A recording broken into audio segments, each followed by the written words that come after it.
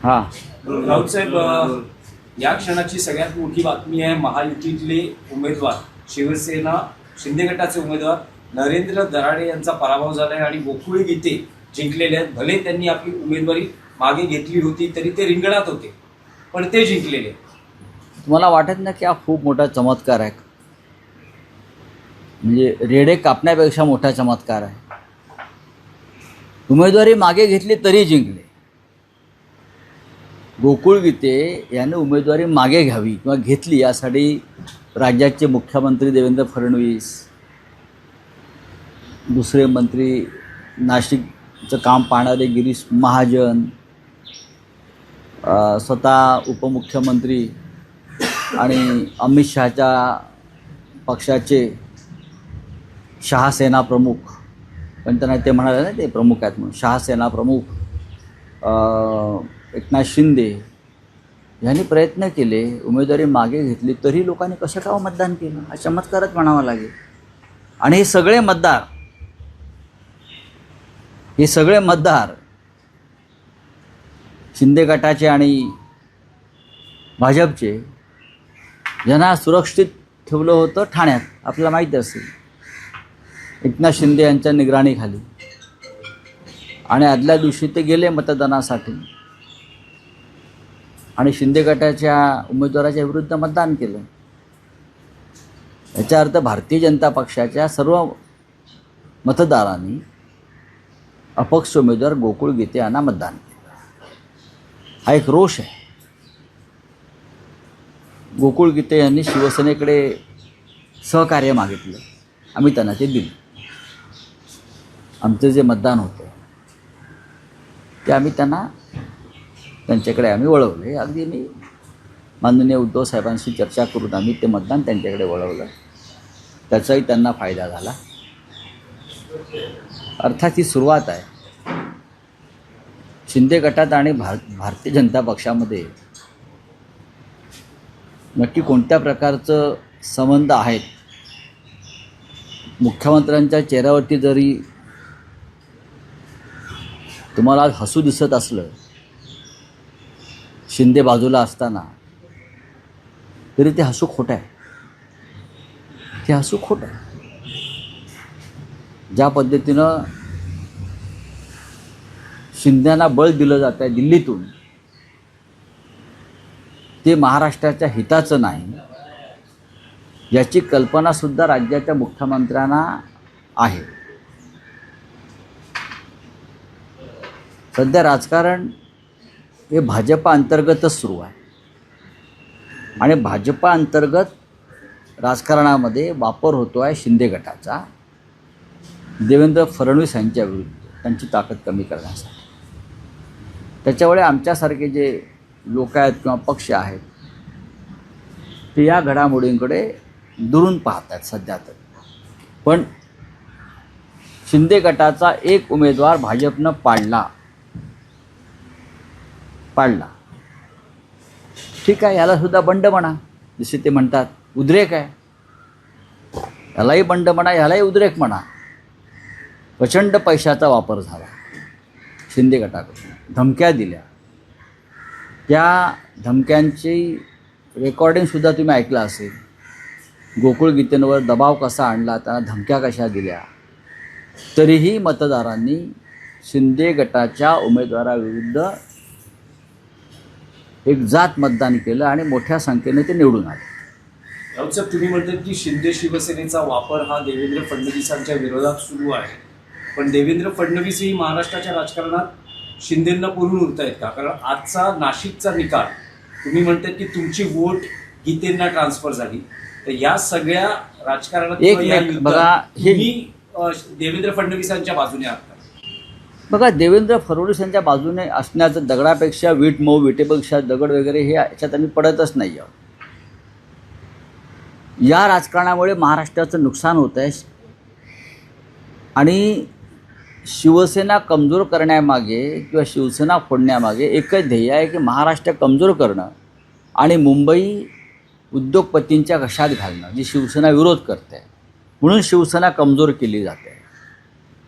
या राज्याचं नेतृत्व करणाऱ्या मुख्यमंत्र्यांना हे समजायला हवं आतापर्यंत यशवंतराव चव्हाण असतील, वसंतराव नाईक असतील, वसंतराव दादा पाटील असतील, अगदी शंकरराव चव्हाणसुद्धा असतील, माननीय शरद पवार असतील, विलासराव देशमुख असतील, केंद्रामध्ये इंदिरा गांधी असतील, राजीव गांधी असतील, कोणी असतील, त्यांना महाराष्ट्रामध्ये शिवसेनेचं महत्त्व राजकीयदृष्ट्या माहीत होतं की हा जो एक फोर्स आहे हा प्रखर राष्ट्रवादी फोर्स आहे आणि जर सरकारला काही संदर्भात लढाया करता येत नसतील तर शिवसेना या लढाया लढते आहे देशासाठी, मुंबई महाराष्ट्र वाचवण्यासाठी. हे राज्याच्या मुख्यमंत्र्यांना आतापर्यंतच्या यशवंतरावांपासून सर्व मुख्यमंत्र्यांनी हे स्वीकारलेलं होतं. पण भारतीय जनता पक्ष हा व्यापाऱ्यांचा पक्ष असल्यामुळे त्यांना शिवसेनेचा जो भांडवलदार विरोध आहे तो मान्य नाही. आम्ही भांडवलदारांना विरोध करू नये, आम्ही मुंबई गिळणाऱ्यांना विरोध करू नये, मराठी माणसाच्या छातीवर बसणाऱ्यांनाशी आम्ही लढू नये, ही जर फडणवीस आणि शिंदे गटाची किंवा त्यांच्या सत्ताधाऱ्यांची भूमिका असेल तर ते आम्हाला मान्य नाही. तुम्ही आमचे आमदार खासदार फोडाल, आमची जिद्द तोडू शकत नाही. आपण काल पाहिलं असेल की शिवसेना पक्षप्रमुख उद्धव ठाकरे जेव्हा काल भांडूपच्या शाखा भेटीला आले तेव्हा एक विराट सभाच तिथे झाली. घाटकोपरला गेले शाखेच्या भेटीसाठी, तिथे एक अतिविराट सभा झाली. लोकांचा रोष आणि लोकांचं शिवसेनेविषयी प्रेम हे अशा प्रकारे पुन्हा उसळून यायला लागलं आहे. ही गद्दारी जी करून घेतलेली आहे शिंदे गटाने आणि अमित शहानी, एक लक्षात घ्या, या गद्दारीमागे एकच हेतू आहे की आम्ही मुंबईसह महाराष्ट्र पैशाने विकत घेऊ शकतो आणि अस्मितेसाठी लढणाऱ्या शिवसेनेसारखे जे पक्ष आहेत ते आम्ही पैशाच्या ताकदीवर फोडू शकतो. ही मस्ती आहे ना, ही मस्ती त्यांच्या पार्श्वभागात, मी खूप सौम्य शब्द वापरलेला आहे, पार्श्वभागात घातलीच आहे. नाही राऊसाहेब, स्पेसिफिक प्रश्न आहे. तुम्ही जे म्हणालात की फडणवीस विरुद्ध शिंदे हे महाराष्ट्रात कोल्ड वॉर आहे, तर कोल्ड वॉर नाही, ओपन वॉर आहे. आणि आणि आणि या युद्धात हां, उद्धव ठाकरे, तुम्ही, तुमचा पक्ष हा फडणवीसांच्या बाजूने आहेत का? नाही, आम्ही कोणाच्या बाजूने असण्याचा प्रश्नच येत नाही ना. भूत की राक्षस, आम्ही कोणाच्या बाजूने का राहू? आम्ही आमच्या भूमिका घेऊन लढत राहू. पण जर शिंद्यांसारखे जे सैतान आहेत निर्माण झालेले किंवा अमित शहाने निर्माण केलेले जे सैतान हे देवेंद्र फडणवीस यांच्याही मानेवरती बसून उद्या त्यांचा गळा दाबण्याची शक्यता मला वाटते आहे. अशा वेळेला आम्हालासुद्धा काहीतरी एक राज्याच्या हितासाठी भूमिका घ्यावी लागेल. अधिक सैतानाला मारायचं की अधिक काय करायचं, तर आम्ही पाहू ना उद्धवजी निर्णय घेतील या संदर्भात. सर, आज सगळे जे खासदार 6 खासदार गेले होते ते आज मुंबईत येणार आहेत आणि 4 वाजता पत्रकार परिषद दिल्लीमधून घेणार आहेत. काल ओमराजेंनी आपली भूमिका स्पष्ट केलेली आहे. गद्दाराला भूमिका असते का हो? तुम्ही ओम निंबाळकरांचं जे नाव घेत आहे ते एक नामचीन गद्दार आहे, नामचीन. त्यांच्या बरोबरचे जे इतर लोक आहेत ते सुद्धा नामचीन गद्दार आहेत. गद्दाराला भूमिका असते मी आत्ता ऐकले. इतिहासामध्ये जे काही बेईमान झाले, गद्दार झाले, मीर जाफरपासून हे आपल्या महाराष्ट्रामध्ये सुद्धा, त्यांना का भूमिका असू शकते का? नाही ना. जर महाराष्ट्राच्या स्वाभिमानाची कोणाला चिंता असेल तर या गद्दारांना गद्दारच म्हटलं पाहिजे, बेईमान म्हटलं पाहिजे, महाराष्ट्राचे शत्रू म्हटलं पाहिजे, मराठी माणसाचे दुश्मन म्हटलं पाहिजे. आणि त्यांना कोणती भूमिका आहे या भूमिकेतून तुम्ही सगळ्यांनी बाहेर पडलं पाहिजे. शिवसेना तोडणं म्हणजे महाराष्ट्राचे तुकडे करणं आणि अमित शहा ते शिंदे गटाच्या माध्यमातून करत आहेत. शिंदे हे अमित शहाचे कॉन्ट्रॅक्ट किलर आहेत. जसे पुरे अंडरवर्ल्डमध्ये दाऊदचे होते कॉन्ट्रॅक्ट किलर, करीम लालाचे होते कॉन्ट्रॅक्ट किलर, युसुफ पटेलचे होते कॉन्ट्रॅक्ट किलर, तसे शिंदे आणि त्यांचे लोक जे आहेत हे अमित शहाचे कॉन्ट्रॅक्ट किलर आहेत. आणि हे कॉन्ट्रॅक्ट किलिंग जे आहे हे महाराष्ट्र नेस्तनाबूत करण्यासाठी आहे. पण रावसाहेब, काल दिवसभर म्हणजे ओमराजे शिंदे जोपर्यंत राजकीय भूमिका मांडत नव्हते तोपर्यंत शिवसेना उद्धव बाळासाहेब ठाकरे पक्षातून टीकेचा सूर मवाळ झाला होता. पण जशी त्यांनी राजकीय भूमिका घेतली, शिंदे शिवसेनेबरोबर जाणार, असं त्यांनी म्हटलं, तेव्हा आता पुन्हा एकदा त्यांना गद्दार आणि सगळ्या गोष्टी पुन्हा बोलल्या नाही जातात. बघा तुमचं कारण त्यांची मनधरणी करण्याचे प्रयत्न झाले. त्यांची ते अजिबात मातोश्री- त्यांची अजिबात मातोश्रीचे नाही दरवाजे नाही उघडले नाही असं म्हटलं नाही गेलं होतं. त्यांची अजिबात मनधरणी कोणी केली नाही. त्यांना वस्तुस्थिती आणि परिस्थितीची जाणीव करून देण्यासाठी त्यांचे मित्र कैलास पाटील त्यांना भेटले. त्यांच्याबरोबर वरुण देसाई होते. लक्षात घ्या, शिंदे गटामध्ये गेल्यामुळे त्यांच्या वडिलांच्या आत्म्याला शांतता मिळणार असेल. 20 वर्षापूर्वी ज्यांची हत्या झाली, शिंदे गटामध्ये गेल्यामुळे त्यांच्या वडिलांचा आत्मा जो समाधीमध्ये आहे बरं का, तो त्यांना आशीर्वाद देणार असेल तर तो त्यांचा प्रश्न आहे. आता ज्यांनी ओम निंबाळकरांनी ज्यांच्यावरती आरोप केले ते त्याच आघाडीमध्ये आहेत ना, युतीमध्ये, आणि हे त्या मांडीला लावून बसतील. हा निर्लज्जपणाचा कळस आहे आणि स्वार्थाचं शिखर आहे. या लोकांनी ओमच्या वतीनं कोणी पैसे घेतले, पहिले 15 कोटी, ही सगळी माहिती उद्धव ठाकरेंना आहे. कुठे कुठे कसे कसे पैशाचे व्यवहार झाले. विकास विकास विकास जो आपण म्हणतो, विकासासाठी गेलो. मराठवाड्याचा काय विकास भाजपने केला आणि तुम्ही काय करणार आहात? मराठवाड्याचा विकास हा भारतीय जनता पक्ष सरकार आहे ना, त्यांनी करायला पाहिजे ना. असा काय विकास केला?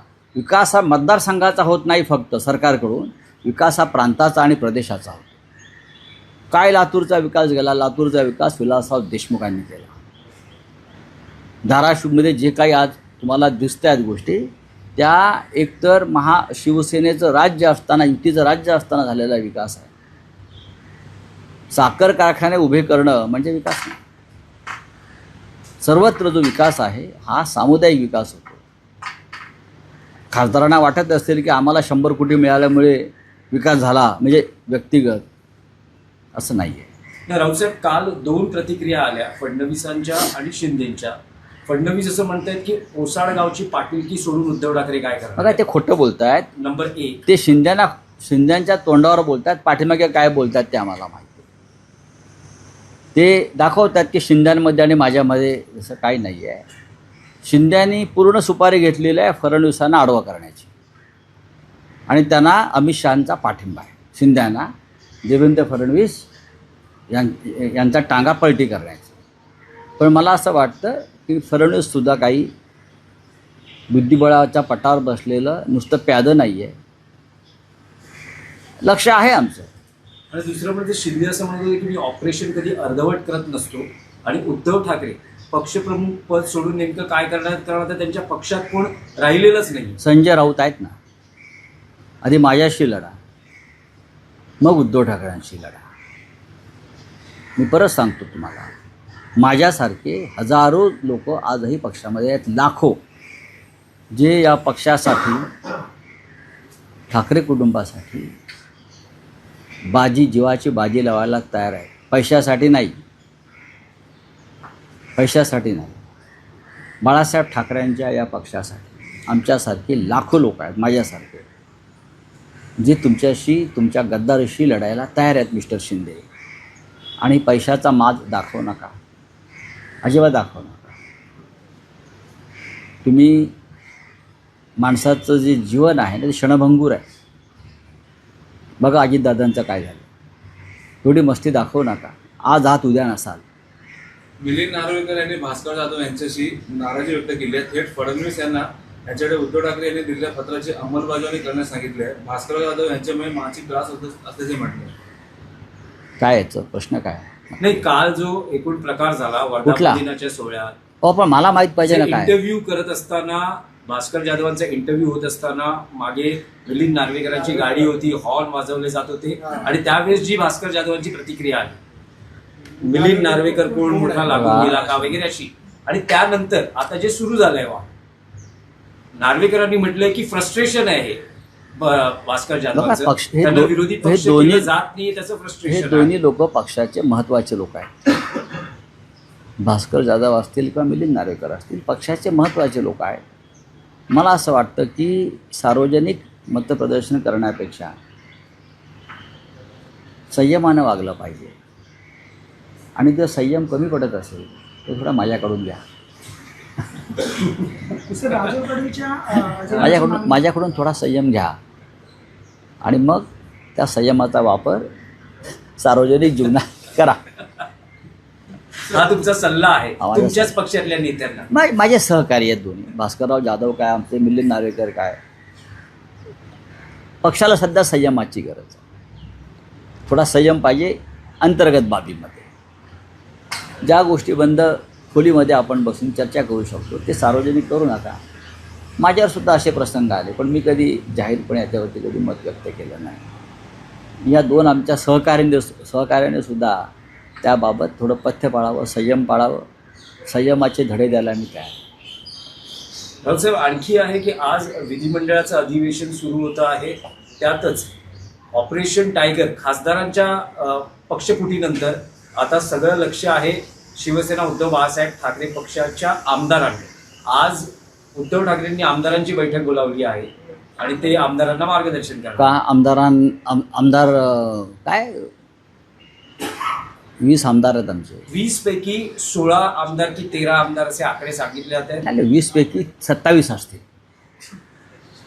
20 पैकी 27 असतील. कदाचित परिषदेतले मिळून. बरं, सुनील राऊत कुठे आहेत? ते गेले का सोडून? नाही, नाही.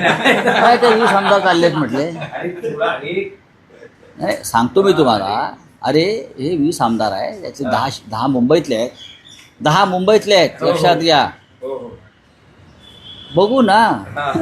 नाही म्हटले 20 आमदारांपैकी 16 सोडून चालले, तर सुनील कुठे आहेत बघा म्हणे. हां, नाही, सुनील राऊत, वरुण सरदेसाई, आदित्य ठाकरे, हा. तुम्ही यांची नावं घ्याल. संजय पोतनी, सुनील प्रभू, तुम्ही यांची नावं घ्याल. असं नाही आहे बाळांनो. सगळेच पैशाला विकले जात नाही. सगळेच स्वार्थासाठी विमान विकत नाहीत. सगळे जे आता 6 जण गेलेत त्यांची भविष्यामध्ये काय अवस्था होते हे तुम्हाला कळेल. चला, धन्यवाद. सर, राम मंदिर को एसआईटी रिपोर्ट, राम मंदिर का एसआईटी रिपोर्ट आने वाला है. हाँ, तो आने दो ना. आरोप लगाया जा रहा है कि सीबीआई और ईडी से एक बार क्यों नहीं कराएगी. देखो, आज मैंने देखा है कि हमारे जो साथी हैं संजय सिंह आपके, बहुत बढ़िया बात कही. संजय सिंह जी कहते हैं कि राम जब वनवास में गए तो राम की जो पादुका थी, जूते, उसका रक्षण भरत ने किया सिंहासन पर रखकर. लेकिन बीजेपी वालों ने वो राम की पादुका की ही चोरी की. राम का अस्तित्व मिटा दिया. 500 करोड़ का घोटाला हुआ है राम मंदिर ट्रस्ट में, और राम की जो दान पेटी है वो ही गायब हो गई है. सोना गया है, चांदी गया है, ज्वेलरी गया है. जो चढ़ावे में आया था वो लगभग 500 करोड़ का माल बीजेपी के लोगों ने उसका गबन किया है. अब ऐसे लोगों को एसआईटी क्या करेगी? ये सब बीजेपी के लोग हैं. मैं आरएसएस के सरसंघ चालक मोहन राव भागवत जी से अपील करूंगा कि राम मंदिर के निर्माण में आपका भी योगदान रहा, हम सब का योगदान रहा. और जिस तरह से राम मंदिर को लूटा जा रहा है, अब राम मंदिर को लूटने में तो गजनी तो नहीं आया ना, अलाउद्दीन खिलजी तो नहीं आया ना. अब बोलते हैं ना मुगलों ने लूटा मंदिर, तो ये नए मुगल है बीजेपी के जो मंदिर लूट रहे हैं. बार बार मोदी जी बोलते हैं ना, सोमनाथ को किसने लूटा? गजनी ने लूटा. तो राम मंदिर को किसने लूटा? बीजेपी के गजनी ने लूटा. अब तक मोदी जी ने उसके ऊपर एक अक्षर नहीं, एक शब्द नहीं निकाला है उस लूट के बारे में. एसआईटी क्या करेगी?